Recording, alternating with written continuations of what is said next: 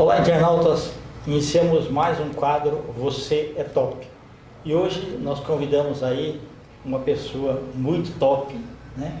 Ele é presidente do Rotary Saúde e vamos bater um papo com Ronaldo Ogasawara. Ronaldo, muito obrigado pela tua presença aqui.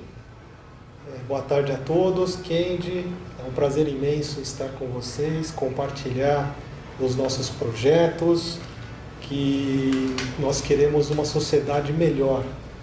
Estamos passando por dias difíceis na nossa sociedade brasileira e nada mais produtivo da gente poder compartilhar o que a gente consegue fazer de melhor, que seria para a comunidade. Perfeito. Ronaldo, você por formação fez a advocacia, né? Fez direito, perfeito. E aí agora também, além da sua profissão e tudo mais, você faz trabalhos comunitários, principalmente no Rotary. Correto, né? Minha formação, eu sou formado em Ciências Contábeis e Direito e eu atuo na área empresarial. Ok, perfeito. Você quer falar um pouquinho do grande projeto aí que acabamos nos aproximando? No dia 14 de abril, às 20 horas, no Bunkyo, nós realizaremos a peça teatral Os Três Sobreviventes de Hiroshima. É uma peça protagonizada com 3 sobreviventes de Hiroshima, imigrantes japoneses que vieram do Japão para o Brasil para uma oportunidade econômica e casaram, tiveram suas famílias, tiveram sua ascensão como profissionais e hoje são ativistas pela paz. Bacana. Só para lembrar, pessoal, o final da Segunda Guerra Mundial foi quando os americanos jogaram as bombas, né, em Hiroshima e Nagasaki, né? Estamos falando então desse episódio aí de 1945. Correto. A ideia desse projeto, esse ano nós estamos na comemoração dos 110 anos da imigração japonesa. E nada mais justo que nós realizarmos um evento mostrando a gratidão por aqueles imigrantes que vieram para o Brasil de forma desconhecida.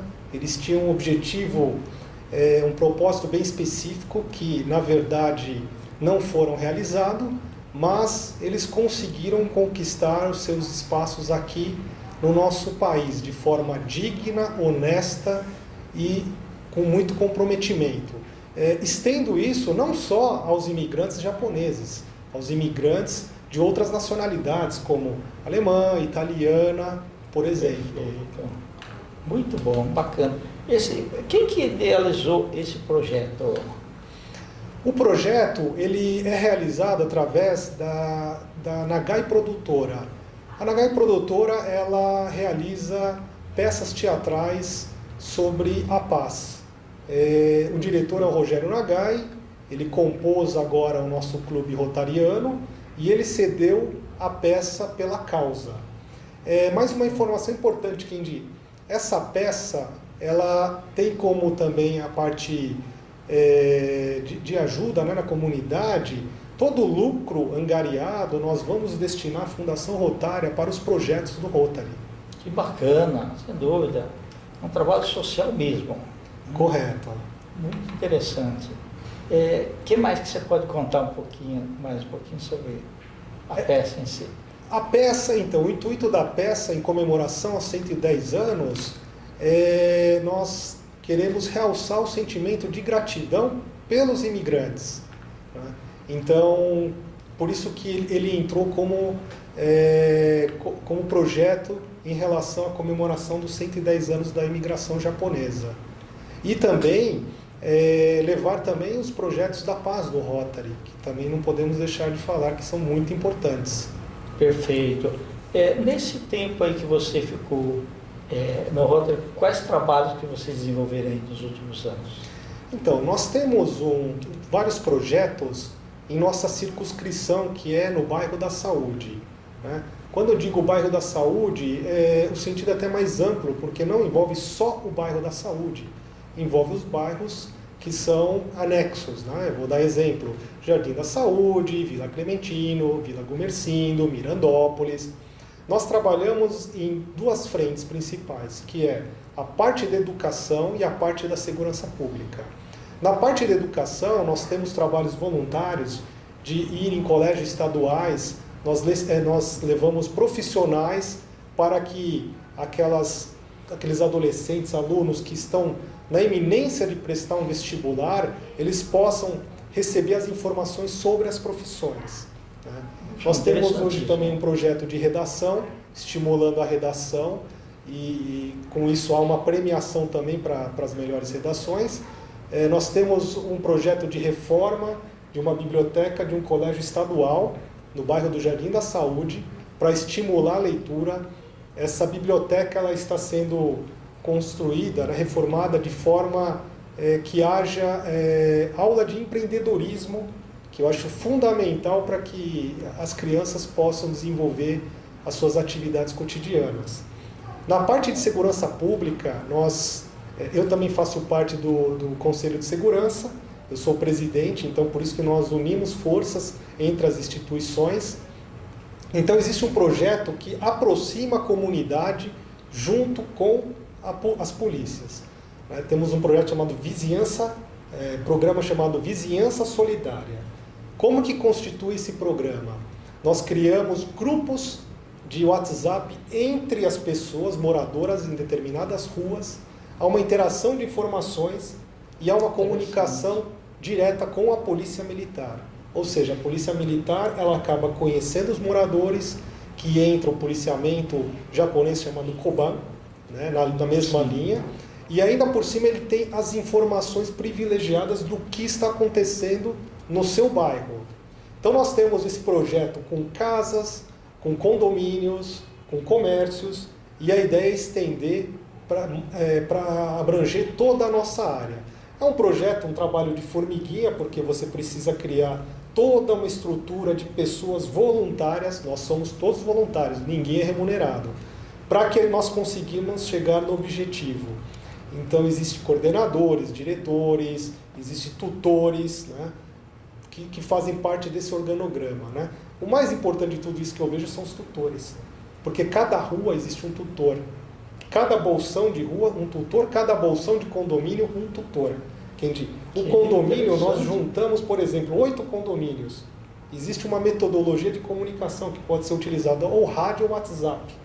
Então, os condomínios se interagem, né? Vou te dar um exemplo aqui. Todo mês tem um condomínio que se chama Posto Diretor. Esse condomínio, a cada 1 hora, ele vai fazer uma interlocução com os outros condomínios. Ou seja, a portaria dele. Se houver falha de comunicação, a Polícia Militar é acionada de imediato. No caso de houver qualquer problema, também a polícia, ela também é acionada de qualquer forma. Então, o nosso intuito é, cada vez mais, trazer a comunidade de diversas frentes de trabalho junto conosco. Nós estamos reformando a base da Polícia Militar da Vila Gumersindo, dando estruturas mais dignas para os policiais, e, consequentemente, para atrair a população. Nessa reforma, nós estamos criando área para que as crianças possam vir passar o dia junto com os policiais militares e com os nossos voluntários. Então, a base de um país melhor é a educação. A segurança, ela é necessária. Mas se o país não investir em educação, nós não vamos chegar em lugar nenhum. Perfeito. Ronaldo, uma coisa que você falou também muito importante aí, é que a realidade do Brasil é assim, os alunos chegam no ensino médio, chegam no 3º ano já para se formar e não sabem o que cursar. Quer dizer, hoje existem mais de 500 profissões, só que ele não sabe nem separar o humano, as exatas ou biológicas, aquilo que ele poderia estudar. Então, essa parte aí de alguma cartilha de orientação, pelo menos, né, alguma coisa próximo a uma orientação vocacional que pudesse ser feita para eles, seria bastante benéfico. Então, muito bacana aí. Se você quiser explicar um pouquinho mais aí como que é a metodologia. Então, a dinâmica consiste em nós levarmos os profissionais. O ano passado nós levamos para o ensino médio e participaram dessa palestra os alunos de terceiro e de segundo ano. Então levamos policiais, levamos lá, comandante da Polícia Militar, médico, delegada de polícia, advogada, profissionais da área de tecnologia, que falaram um pouco sobre as profissões, né? É importante também ressaltar que, é claro, todo local, às vezes tem aqueles que têm interesse e aqueles que não têm interesse, né? E sim, uma coisa assim que me chamou muita atenção são aqueles que tiveram interesse em relação a essas palestras. É porque fica facultativo, né? Quem quiser assiste, né? Não fica uma obrigação. Não, no caso, a escola ela solicitou que os alunos participassem, né? Certo. Mas depois das palestras, alguns alunos vieram procurar cada profissional de forma individual para conversar um pouco mais sobre a profissão. Ok. Bom, Noldo, eu agradeço muito as informações valiosas que você trouxe. Obrigado. Queria que você falasse um pouquinho mais do evento aí do dia 14 próximo, né? O que ele consiste assim tal. E também os seus contatos aí, se você puder deixar. Ok. Então, reforçando, né? É no dia 14 de abril, nós teremos a apresentação teatral do espetáculo Os Três Sobreviventes de Hiroshima. O próprio nome diz, né? Já são os relatos, né? E a interação desses três sobreviventes. Essa peça também, ela vai ter um musical em conjunto, que será um grupo de taiko participando desse evento conosco, né? São os tambores, né? Os tambores. Né? A ideia de realizar no Bunkyo, porque o Bunkyo ele é a nossa maior autarquia da comunidade japonesa, nada mais justo que nós prestigiarmos o local, né? que representa a nossa cultura. E esse evento ele tem uma estimativa aí de 800 a 900 pessoas. Né? O local ele tem capacidade para 1.100 pessoas. Né? Estão todos convidados aí para esse grande evento. Eu creio que vai ser um sucesso. Né? Eu já assisti a peça deles em outro momento. Eu achei que foi muito importante para mim, porque você está escutando um relato diretamente daquelas pessoas que passaram por aquela situação, né? Por mais que às vezes a gente escuta documentários e tudo mais, mas a gente não está escutando de uma fonte, de um organismo vivo, né? Perfeito. Com sentimento, né? Que a pessoa que vivenciou aquela catástrofe, né? Sim. E quando nós vimos aí notícias de Coreia do Norte, quer soltar bomba nuclear ou quer brincar com o ogiva nuclear, na verdade, isso daí não pode ser nem brincado, não pode ser pensado nisso. Exatamente. Daí, né? Porque a humanidade ela já teve sérias consequências em relação a esse tipo de guerra, de armamento. Né? Então, se nós pudermos também compartilhar através de uma peça essas informações, eu acho que é grande valia. Né? E uma coisa muito importante que eu deixo de sentimento meu, né? Tudo isso que nós estamos vivendo hoje na nossa sociedade é em relação à desfragmentação de uma estrutura chamada família. A família é o pilar de uma sociedade justa. Então nós temos que lutar pela instituição família. Quando se fala família, se envolve, por exemplo, o respeito. Né?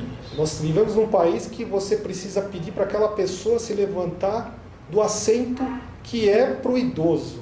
Ou seja, será que essa pessoa tem uma família sólida na casa dele? Alguém precisa falar isso? Precisa explicar que a pessoa tem que parar, não pode parar numa vaga de deficiente? Né? Tem que explicar para uma pessoa que ela não pode andar no acostamento ou respeitar uma faixa de pedestre? Então isso é a falta da instituição família. O Estado não vai educar. Quem educa são os pais. Né? Então esse é o recado que eu deixo aqui, né? Para que a gente possa poder ter uma família, ter uma estrutura de um país mais digno. E o exemplo partir de nós. Eu sou pai, eu tenho 3 filhos, tenho uma filha de 17 anos, um filho de 16 anos e uma filha de 13 anos.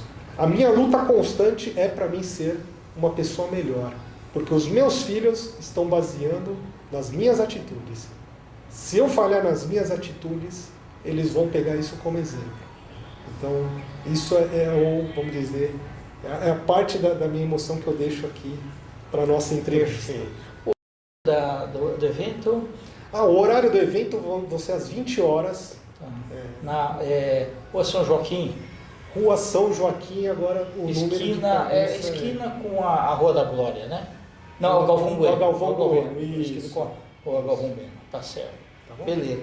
Ronaldo, muitíssimo obrigado. Aí Eu que agradeço presença, a oportunidade, né? quem diz. Sempre que tiver algum evento, você quiser vir aqui conversar e compartilhar com os nossos internautas, a TV Relacionamento está aqui à disposição. Muito obrigado. Obrigado a você.